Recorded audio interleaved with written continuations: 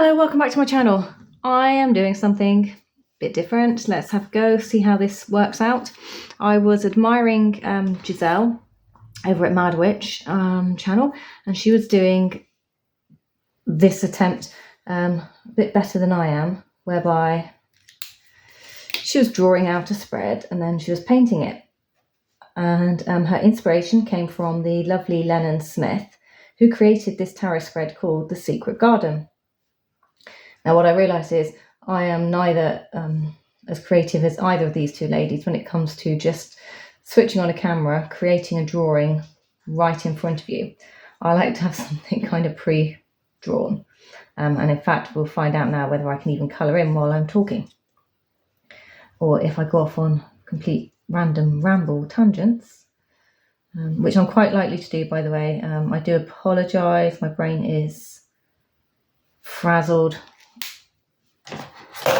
right now. I have the lovely C word, COVID, and it is playing an absolute number on my body. So if I cough, I apologise. Anyway, back to The Secret Garden. So Lennan Smith created this, and I think she created it originally as a 6-card spread. And then Giselle over at Madwitch turned it into a 9-card spread and sort of elaborated on it a bit more. So the original is The Secret Garden, 6 cards. And then we have the Secret Garden of Avalon, adapted by Giselle, turning it into the much bigger one that we kind of see in front of us. And of course, I didn't want to just be copying everyone because I could see the benefits to both spreads. And I wanted to use as many decks as possible. So I was trying to work out how I could get multiple decks into this spread, which is something that Giselle does beautifully. And she's inspired me to try these out. So the reason why we're here is because her inspiration. So in both of their videos, they've drawn a beautiful walled garden. And all the prompts that you see written here are within the walled garden, except for mine. Mine aren't in the walled garden. Mine are elements of a garden. And what I thought was this prompt could easily become more than just what it's originally been designed to be. I could see it becoming the way it's been set out, which absolutely fascinates me, how people create spreads. With the prompts here and the reasoning for the prompts, I decided it could be more than just a secret garden. You could easily turn this into the magical Beltane garden, or, so there's lots of things that I thought that you could easily take on with this spread, just to kind of bring in a little bit more magic with it. And as you see, I'm also attempting to add colour to my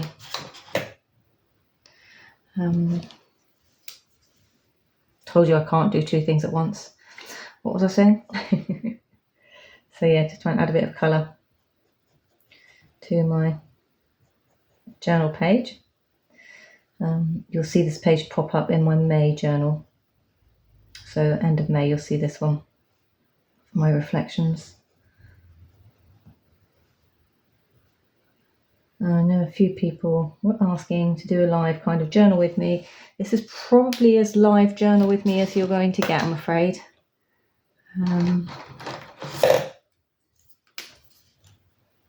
Just trying to get as much colour in there as possible because of the time of year that we're in. And this one here, I know that's a kind of generic shape, but this one, card 8, is the Earth Magic or Animal Message position.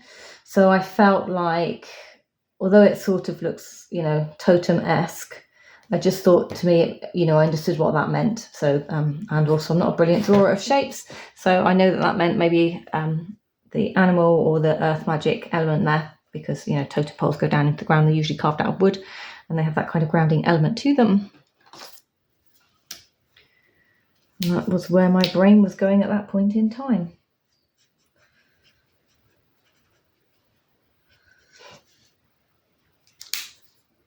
So I've decided to change this slightly from the original 2 spreads that I've now seen. I'll do one kind of for this. I'll show you the decks that I would use if I was going to do this spread. And then I've got a whole selection out here just to ramble and witter on about with you guys, to help inspire you to find what's in your collection, so you don't feel that you have to have whatever I show you. Because I'm aware that sometimes, you know, we feel the need to have those decks, and it's hard to know how to find the other decks that might fit a prompt. And for some of you, that'll be like dead easy, I'm well aware. But just for those of you who need a little bit of extra inspiration to go shop your own shelves, I thought if I bring out a load of my decks and just talk about what I was thinking, if I can still talk about what I was thinking at that point, I thought it might be interesting to do. And I do like to put lots of colour on my page. It's been a month of doodling. And obviously my write-up will be over here. So as you can see, I haven't actually done this spread. I've just drawn it up, and here we go. So I don't know how long this will take, hopefully not too long, but then the other videos I've seen were a nice watch with a cup of tea. I thoroughly enjoyed them, but then, you know, some people I can listen to forever, especially when they're inspiring me to do things.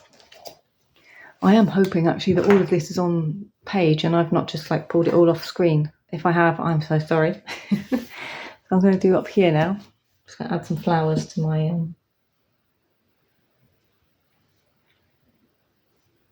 text.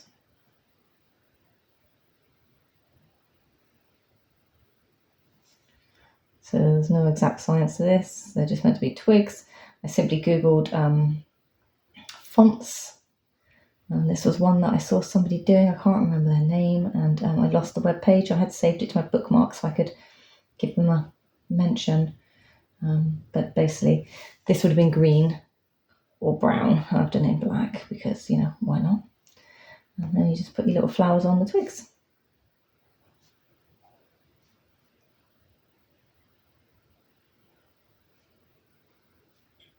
Anywhere you want. Which is what I like about this one.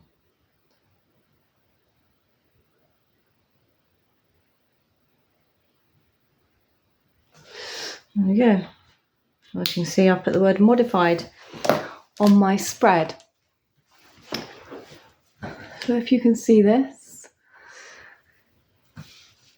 the prompts for this are, so one, which I've put here as a leaf, is the wall. And the wall in the secret garden represents security, boundary, procrastination, and protection.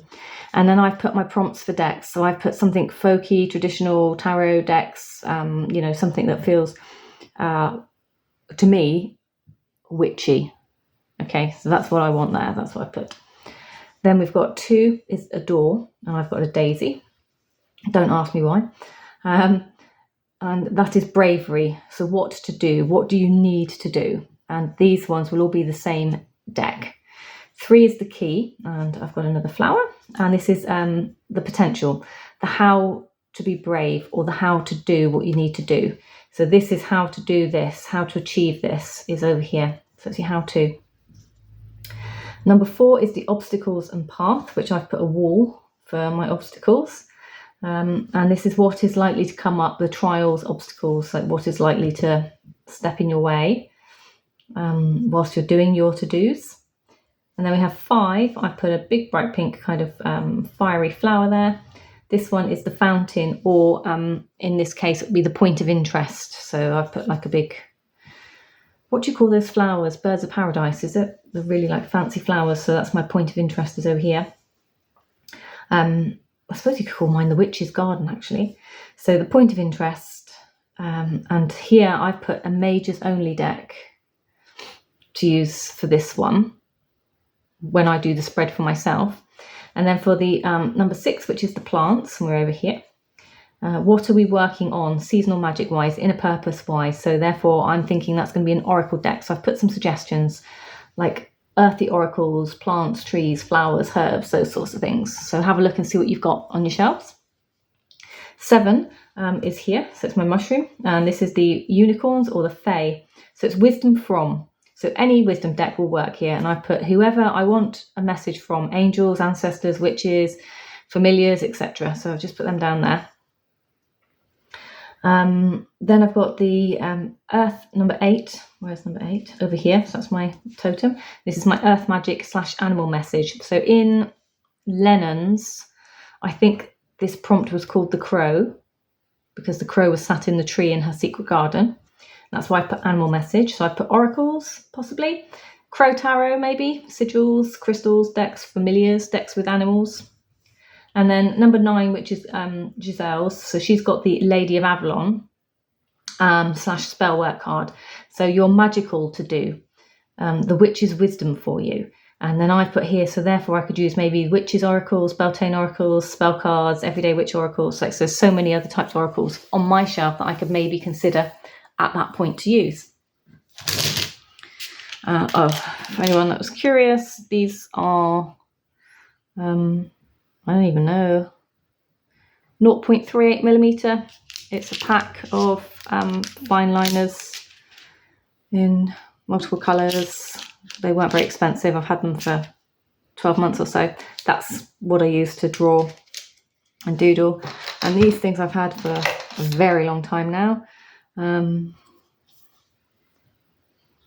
Double-ended, dual tip art markers. They are kind of like drying out and running out now, but these were like really inexpensive. The brush tips are soft, so they're not a fine point or sharp. They will flex and give instantly as soon as you try to use them. So don't use them for precision work is what I would say. And I have 2 fountain pens on there. So I have a Parker. I have one of my disposable zebra fountain pens in lovely bright pink. Okay, let's get these out of my way.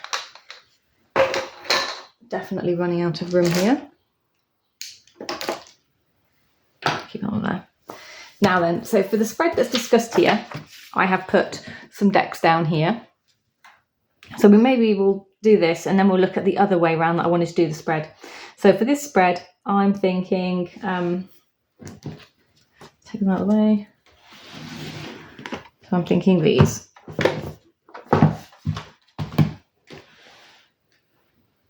You can't see them all. So let's take a look and see what the spread looks like, shall we? I wasn't really planning on doing this. As I say, I was just whittering and rambling. Probably need a bit more space here. That's probably better, isn't it?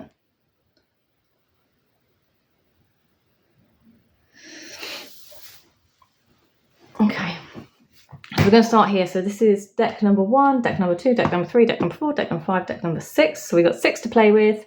And you don't need these decks. You can have something like these decks, okay? Because it's called Garden, I went straight with Tarot of a Moon Garden for my first 4 cards. My first point of interest is going to be the Garden of Lucid Daydreams. My unicorn deck is going to be my plants deck, because this is plant magic in here. Then I have my message from the Fae, or, you know, whoever you want a message from. So I've pulled out the Tarot of the She, because that makes sense. Then I decided to have a familiars message. So I've got Tarot of White Cats, and then a spell to do. And that's going to be my Enchanted spell oracle. And you'll notice 2 of these decks are from Priestess Moon. I've got a few of hers out today. Well, let's have a look and see what it looks like. I mean, I might not interpret this spread just because my head really is mush. And usually I wouldn't read for myself when I'm in this kind of mushy state. Let's just have a look. So we want to know about the wall. So what is the security or the boundary or the procrastination or protection on the wall? Oh, not all wants to come out, so I'm going to take that one. Oh, amazing. The Tower. What a card. What a card to start with. Brilliant. And then we'll take the door, and the bottom ones all want to come off today. So this is our bravery, what you need to do. So we've got the 8 of staffs, which is another cracking card. And then we've got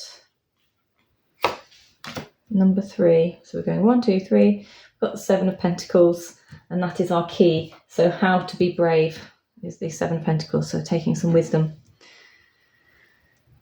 Oh, the boundary, so the tower. What is it that we do not want to face, is what I would say. And doing it, ripping the band-aid off, using your knowledge before you get there. And then number 4, the obstacles that we might have to ripping that off is going to be the star. So the star's going to be a pain in the bottom, I'm guessing. And that's our first 4 decks. First 4 cards out.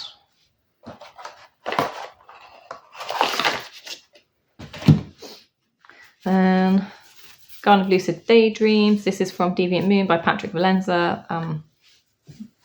If you've been around, you'll know I love it.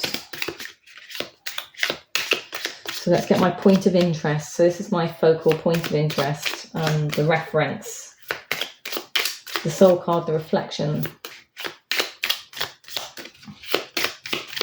So what are we reflecting on here? That's my Ladies What Lunch card.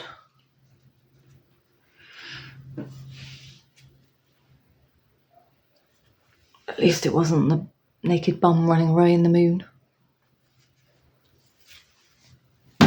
And then card number 6 is going to be my herbal from the Enchanted Unicorn by Priestess Moon, available from Rockfall Publishing. And this one is, what are we working on? Seasonal inner purpose, okay.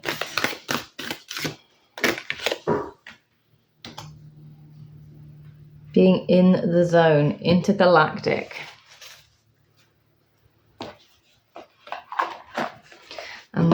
Where's the so what you might not be able to see here is there, that's the Latin, and that's the plant. So that's my plant there. That's why I pulled this deck. But of course I do need the book to translate whatever that means, because I know, shock horror, I don't do Latin, and I'm not a huge plant person actually. It's like I know what I know and that's it. I don't know anything else. Look. So Jimson wood, the Datura stramonium. Jimson weed. Jimson weed, not Jimson wood. Jimson weed. Old world plant that is known by many names, including thorn apple and devil's weed. It was used in medieval times as an analgesic because of its strong narcotic properties. Although it is now considered poisonous, the white trumpeted-shaped flower inspired another name for the weed, devil's trumpet. The fruit of the plant is an alien-looking, spiky green, egg-shaped capsule that contains small black seeds. Jimson weed is used in magical work for astral travel and divination. However, you should not ingest it. And then obviously with this book, I get the magical sigils as well that you can then use for magical work. And our little unicorn is encouraging us to the purchase of a crisp new journal and set of delicious pens. This act alone can encourage the spark of new ideas and insights, and your blank pages will be ready and waiting to be filled with fantastic ideas and concepts. Well, that's pretty amazing. Okay, and that wasn't planned. Yeah, you watched me shuffle. That's pretty amazing, because clearly there's something that's causing me a block, and I'm here journaling with you guys. And I wasn't really planning on doing a spread for myself here, but you know, you can't not, can you? It's always going to be a message to you. And then the next deck is going to be Tower of the She. So this is from the fairies. Message from the fairies, please. So Tower of the She by Emily Carding. Available again. This is a mass market deck. So we have Labour's Fruit, Maker 3. So that's the Three of Pentacles again. So we've got two, no we haven't, that's a 7. But we are in the Pentacle suit. We now have a top heavy Pentacle suit. Then we want to know about the earth magic, or in this case I've decided to take a message from my familiars. So I'm going with the Tower of the White Cats by Lo Scarabeo.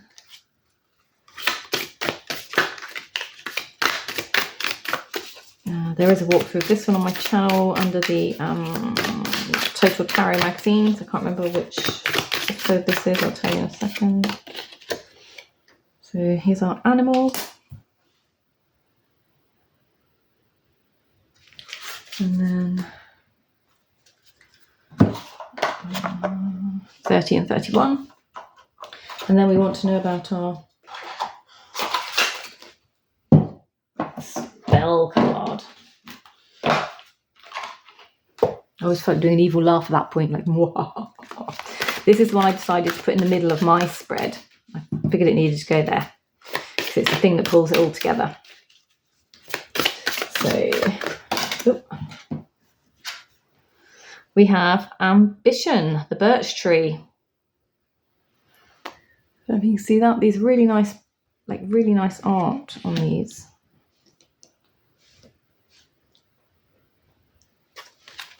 Probably not all showing up very well, but let's just check in with what our ambition says. I think these are in alphabetical in the book. Priestess Moon does really good books with her decks. So I'm glad she did the sigil deck as a big one now, because it used to come in the little box, for those that remember the little boxes. So the ambition, leadership, confidence, motivation, birch. So that's our keywords, leadership, confidence, motivation. So perhaps I need to work on my confidence and maybe even the motivation, whatever it is that's over here. So that is a key concept, like what is it that we're preventing or trying to prevent from happening, but actually it's inevitable, it's going to happen anyway, so you're just wasting an awful lot of energy by trying to stop it. Da, da, da. Birch blessings. Use the magical properties of birch to bring luck to an ambitious new venture. Which makes sense, doesn't it? Because we're coming to an ending and we've got to start something in a different way, different format, rebuilding something. So we need to do the new venture. So it's telling us to use birch. So once we've figured out what this is, the birch is going to take us forwards with a magical spell. Depending on how I choose to use it, of course. Take a small length of birch, 3 different coloured ribbons, purple, gold and white. Weave the ribbons together in a plait-like manner and then spiral them around the branch. Create a symbol that represents your new project, e.g. spirals, pentagrams, triangles with wings. Draw it on a piece of cardboard. Attach the symbol to the end of the plaited ribbon, and the end result will be like a wand charm that you can use to direct powerful energy into the future and manifest your dreams. And that's what I like about these cards from Priestess Moon. They're not just an oracle, they're more than an oracle. If you like to go a bit deeper into the divination and the magical aspects, but you also have just your basic divination and your basic symbolism for the cards and meanings of birch, should you want to just stop there. Okay. I think we went through that a bit quickly, did we? The messages from my... Oh, the messages from my... from the Fae, Labour's Fruit, make a 3. So that is, you know, obviously what collaboration there, make a 3. Maybe they're actually asking to pop outside and collaborate with them. Touch base with nature outside. Because we've got the main image there, look, and she's got like a third eye, and it's like she's kind of like beaming out growth, nurture. She's protecting this as it grows and enabling it to grow beautifully in what looks like quite harsh climate there. There's not a lot of growth around, is there? So working with nature, allowing yourself to grow, be healthy. Okay, that's that one. I know that kind of went a bit quickly, didn't it? And then it's because I wanted to talk about some of the other thoughts and decks that I had out. So, if you'll forgive me.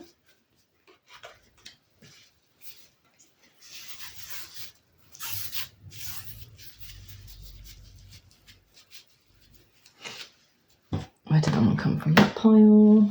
something from this pile. That's its own pile. Pop this one away. Maybe I'll just put you on pause. Okay, we tied it up. Now, if I wanted to do that spread with something ancestral, then perhaps, you know, this would be my last, my last card, because it's the only deck I think I have that would do that. Then I might choose, I don't know, we've got Barbara Walker Tarot. We've got The Ancestral Path by Julie Kusha Watts. For my decks, we've got the Seasons of the Witch. This one I think would be the one that I would go for over the other ones I have. And then I have the one that I always call the wrong deck name, the Witch's Oracle, not the Witch's Wisdom, right? Because Witch's Wisdom's a tarot deck, isn't it? Then I might choose this one as the Oracle to kind of work into that. And I'd probably still bring in my Garden of Lucid Daydreams as my focal point, to be fair. So that's another kind of ancestral aspect in which I would do this reading. So I probably would start with my Ancestral Path for cards 1, 2, 3, 4. My point of interest maybe would be here. No, I could use this as my point of interest, actually. That one could be my point of interest. Plants. So I don't have a plants. I didn't put a plant. Yeah, that'll be that one. Yeah, I do still need that one. Point of interest. Plants.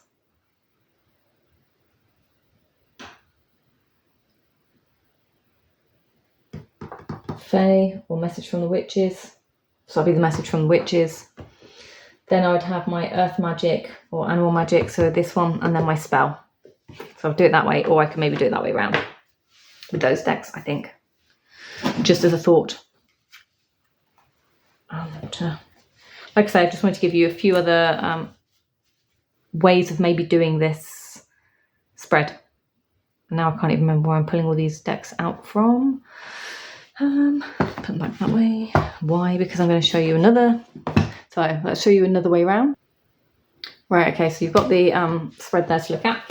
So the decks I pulled as potentials for cards 1 to 4, which are the traditional kind of folk decks. So I've mentioned this one. So Barbara Walker Tarot could easily be one of those. The Ancestral Path Tarot could easily be one of those. But if I wanted to talk to, say, the witches, I wanted to go into the witch's garden. I want something a little bit more playful. I thought the Everyday Witch Tarot, because, you know, it's such a good reader. Because it's a garden, we have the Forest of Enchantment. Again, another gorgeous deck that you could easily use, full of lovely greens and scenery. I haven't used this one much. I use that one more than I've used this one, but it's a new one into my collection, newish, as in I haven't had it as long as I've had the other one. And the Wildwood Tarot would be another one that I was thinking maybe if I wanted to do a witch's garden, connecting to that natural aspects of earth energy and magic and land. And we're coming into Beltane as well, right? So this one maybe would be a brilliant one to do a Beltane spread out of this, like into the Beltane garden. So I just wanted to give you some other decks to think about playing with here. So I might use this one for another spread.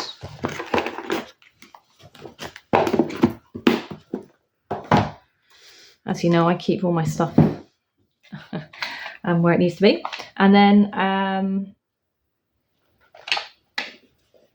5, the Fountain. So for this one, the Fountain, I've decided to use a Mages Only deck. So I'm using the White Witch Tarot in this case this time round, because it gives me a very direct focus. Then 6, the plants. So what should we use for the plants this time? I could use, so I've got my Garden of Lucid Daydreams. We've got the Enchanted Unicorn Oracle. You could use any tree, plant, flower, oracle, anything like that you have. I don't happen to have anything like that. So I've pulled the Herbal Astrology, which I only use half of these cards, to be fair, because half of them aren't from this part of the country world, and I don't really know them, so I don't connect to them. So these are the ones I pulled out, and a load of them are out currently for my Deacon Walk, but we can play with that. Just because the whole deck's not there doesn't mean you can't get the same reading. Then from a Fae perspective, so who do I want my message from? So in this particular instance, I want it from the witches. So I do want to focus in on the witches. So it is going to be my witches wisdom oracle, definitely. Then the earth magic animal message. So again, so many things I could do here at this point. So I could use familiars. I could use the witches runes oracle. I could use I could use a fairy tarot. I could easily use the Tarot Draconis, so Dragon's Tarot, the Crow Tarot. I know many of you have things like this. So that's 3 really good tarot decks that I could use as my familiar, my earth magic like kind of connection.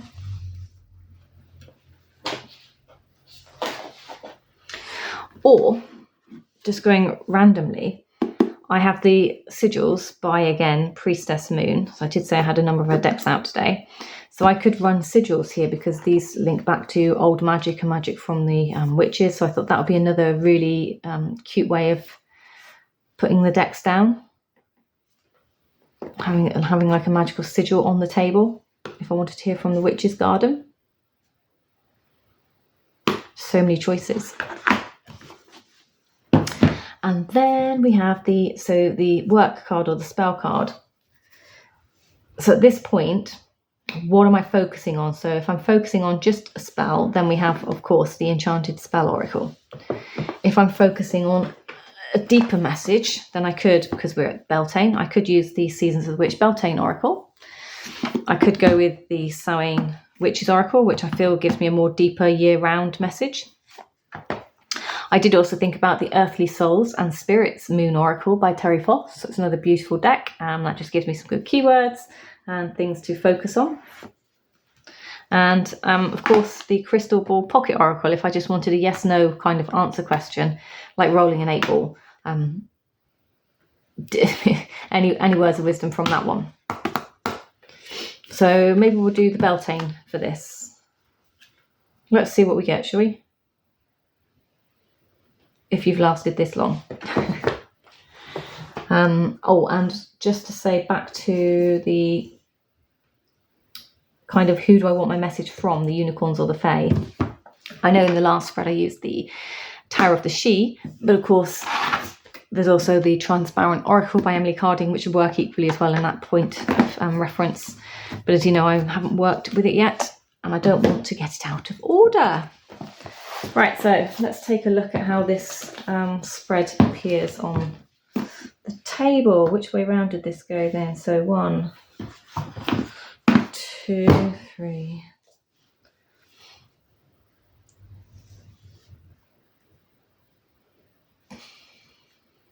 Who do I want my message from? See, I've already forgotten. I think it was this one. Number 6. The fountain, so my focal point. There. Plants. I've missed some plants out. Okay. Let's give this a go. Let's see how this looks on the table. I know you don't have to use all of these decks. I'm just being extra inspired. And I'm bored. Nothing worse than being ill and bored. So here we go. Let's take a look then. So for the security, so what is the procrastination point of this spread? I just need to know what is causing the boundary or the procrastination point. So here we go. Number 1, Page of Swords. And then for number 2, we want to know what is it that I need to do. So what is the procrastination stopping me from doing? 6 of Pentacles. So something stopping me from being my vibrant self and getting out there and sharing and helping others. How to become brave on the to-do is that one. 7 of Cups. And then number 4, the obstacles in my path is Judgment. So feeling inadequate, not knowing enough is the obstacle here, or the boundary. Not feeling like I can step over the boundary to become better, to learn more, to know more. So it's like a knowledge element here. We can see all the books out spilled across the floor.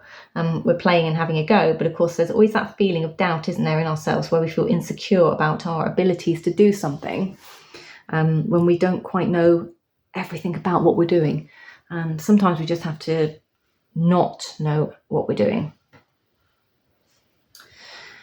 Just have to go and do it. So whatever it is that this is alluding to, I just need to go and do it. Like, just get out there and have a go and try and be.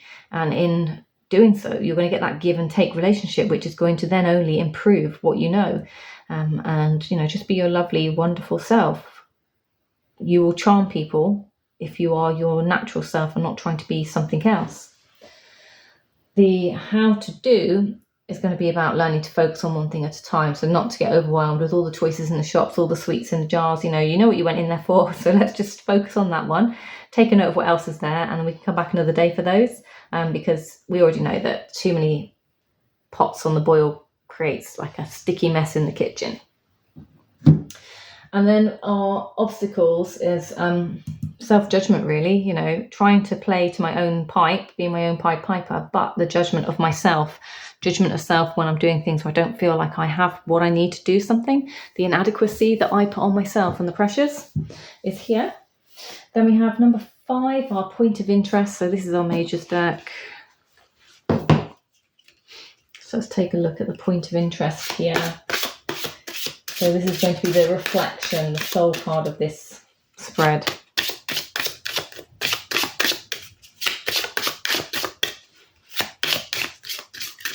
Thank God I pressed record.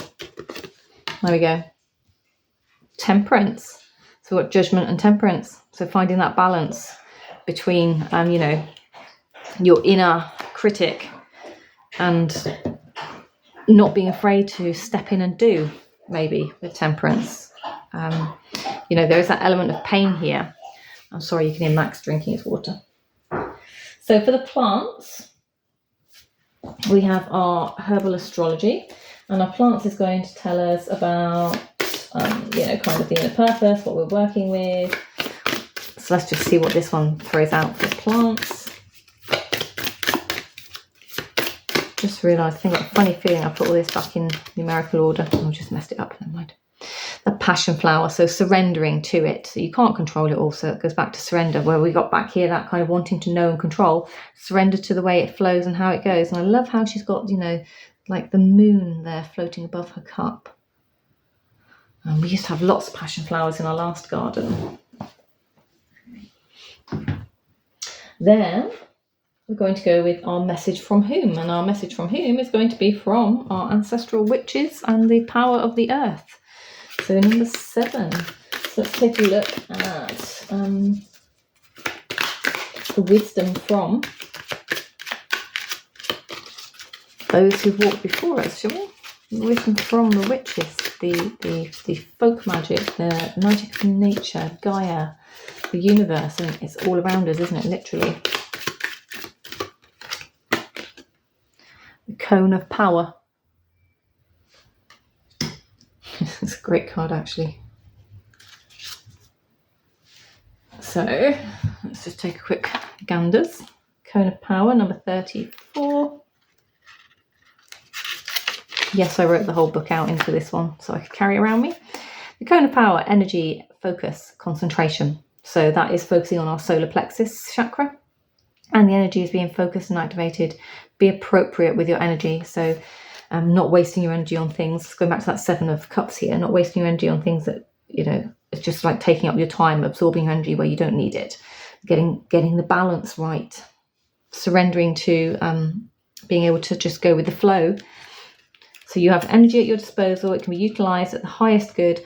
Focus upon your intentions, feed any creative flames with positive affirmation, and consider what you may like to give others to help them on their path. And doesn't that just link neatly in with the 6 Pentacles here, with the kind of like generosity nature of things, giving, sharing, giving and taking, helping others. Opportunity is available for fresh energy to illuminate an old or tired situation. Your energy will be required, so expect a call. If things have become too serious or intense, find places and situations that will feed and nourish you. Let others lead sometimes. You can rest. Look also at the possibility that you are taking from life without giving back. Be mindful. And again, there with our Six of Pentacles, so balance, giving and taking, not always being in the receiving, remembering to give back. I know it's hard to do when we're feeling ill though, isn't it? But yeah, being mindful of others. It's not always about me. How's that? I've got that one. We've got 2 cards left to go. So our Earth Magic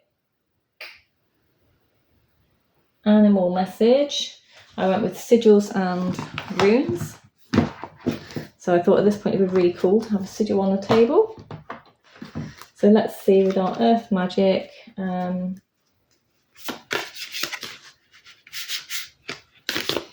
What kind of magical symbol is going to be appropriate today? So we have prosperity, so learning to prosper.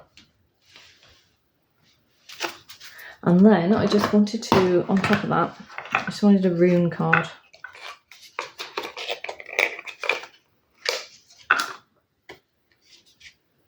Don't know if these are in order either, actually. But I just wanted a Witch's Familiar rune card. I don't know the runes, so this will be one for me to go and look up afterwards. I just thought it'd be really cool. Plus they're beautiful. And it's a different aspect. So if you have a runes card with animals on it, I just thought it was another different aspect on how you can get a familiar. So we have Swillow, I'm guessing is how we pronounce that, but isn't that a gorgeous card? The Kingfisher. Kingfisher and irises.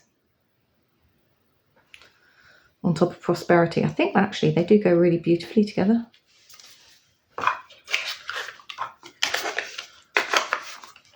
Love to know your thoughts, by the way, while I'm doing this, because playing is sometimes more fun than actually reading. Right, and then last but not least, my Beltane card. Here we are, it's jumped out. The Stone Circle. In ceremony, you conjure a devotion so deeply it reflects thy worship into yourself. So with our Temperance, we have the Stone Circle leading out from the scenes of the witch. And I do use the books, by the way. When I'm reading for myself, I'll use the books because these are oracles, most of this. And there's so much like useful information in these. Like, you know, the spells. I mean, I'm never going to remember all these. If you've got hundreds of decks, you will not remember. No, even if I had 5 decks, I wouldn't remember. So my Stone Circle, the key word is going to be ceremony. It isn't just about magic and manifestation. It's absolutely a moment to channel your power and send your intentions out into the spiritual world. But it's also a moment yourself, a devotion to the things that are most important to you, who you're working to become. You've found yourself with Stone Circle today because you have been living too fast. Isn't that the truth? I would say so. Otherwise, I probably wouldn't have caught a bug. A ceremony of mindfulness and rest. Additionally, seek ways to invite more ritual into your daily life, as doing so is an invitation to awaken to the subtle energies all around you and an opportunity to connect with your own spiritual power. There we go. There's my witch's garden leading me into the Beltane spread. Love to see you guys do this, showing what you've got, what you choose to use as decks, and how you elaborate on these prompts actually, or whether you just stick to the original kind of 6 prompts from Lennan Smith. I will link them all down below, but give me time. They're probably going to be added in slow-mo. I'll just get the video up first and then I'll have to put the rest in. As far as decks go here, I will only be listing the decks that I've used to do the spread. I won't be listing every single deck that I've shown you. But if you want to pause the screen, that one I did write out in advance. That is your Secret Garden spread. The Witch's Garden I've literally done on the hoof while I'm here with you, because I couldn't decide if I was going to do a Beltane or a Witch's Garden, and I went with Witch's Garden because I felt like I wanted a bit of magic and sparkle in my life. That's it, guys. I wish you all much love and blessings for the rest of the month, and I will see you in the next one. Take care. Bye bye.